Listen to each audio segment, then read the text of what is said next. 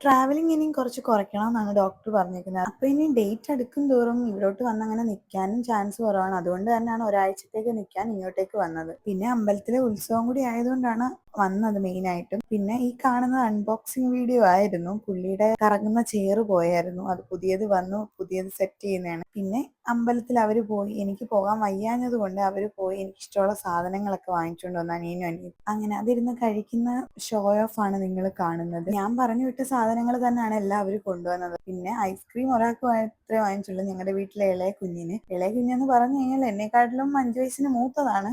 പിന്നെ വീട്ടിലെ ഇളയതായതുകൊണ്ട് ഞങ്ങൾ ആ ഒരു ഇതിലാണ് കാണുന്നതും പിന്നെ ആ ഒരു സ്വഭാവമാണ് ഞങ്ങളുടെ അടുത്ത് എടുക്കുന്നത്. പിന്നെ വിനീതേട്ടന്റെ വീട്ടിൽ വന്നു കഴിഞ്ഞാൽ പിന്നെ ഫുൾ എൻഗേജ്ഡ് ആയിരിക്കും. എന്ന് വെച്ച് കഴിഞ്ഞാൽ പണിയും ജോലിയും അങ്ങനൊന്നും അല്ല, ഞങ്ങൾ എല്ലാവരും തമ്മിൽ വർത്താനം പറഞ്ഞിരിക്കുക, ഇടയ്ക്കിടയ്ക്ക് വഴക്കുണ്ടാക്കുക, എന്തെങ്കിലും ഗോസിപ്സ് പറയുക, അങ്ങനെ ഞങ്ങൾ 4 പേര് ഫുൾ എൻഗേജ്ഡ് ആയി. ഞങ്ങളിപ്പോൾ ലോങ് ഡിസ്റ്റൻസ് റിലേഷൻഷിപ്പിലാണെന്ന് നിങ്ങൾക്ക് എല്ലാവർക്കും അറിയാമല്ലോ.